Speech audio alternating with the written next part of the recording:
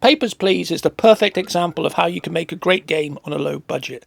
I mean, technically, Papers, Please should be the dullest game on the planet. I mean, you're literally stamping passports and reading documentation all day. I mean, that doesn't sound like a great idea for a game. In fact, it sounds totally shit. I mean, only on PC would this game be made. I mean, using a mouse would be the best option, and they don't make games like this for console, and that is a great shame, because Papers, Please is an outstanding game. It works, and it works because you have to do your job and make sure people don't enter the country illegally whilst avoiding fines for making too many mistakes, which will mean you'll get less money, and if you're bad at your job, it will affect your ability to pay the rent and the heating bill, and it could mean your family gets sick, and then you need more money for medicine too. On top of this, you'll get people trying to blag their way through using all kinds of heartbreaking sad stories, and you have to make a choice to help them or not, or even have them arrested. If you help them and let them pass, you'll get fined and earn less money. And since you earn very little money anyway, that can be a tough choice.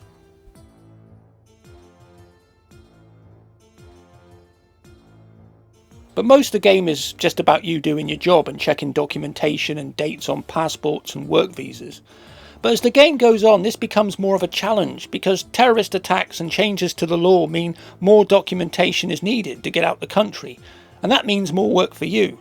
The game itself has multiple endings. The last time I played the game, I was being pressured by a freedom fighting organisation or terrorist group, depending on if you trust the government or not, but I didn't know what to do.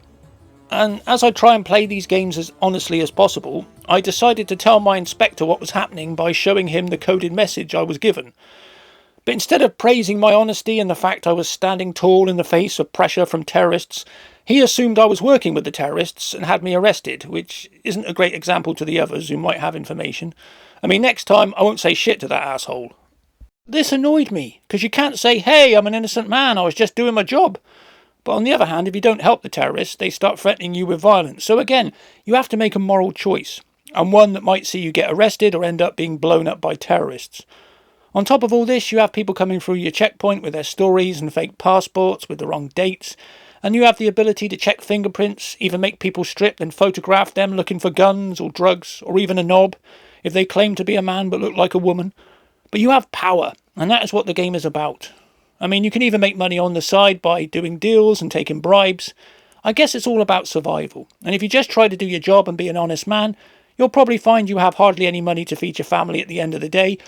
On the other hand, if you're too corrupt, you'll end up having more money but also coming under pressure for being shit at your job, which can also get you arrested and sent to a death camp with your family.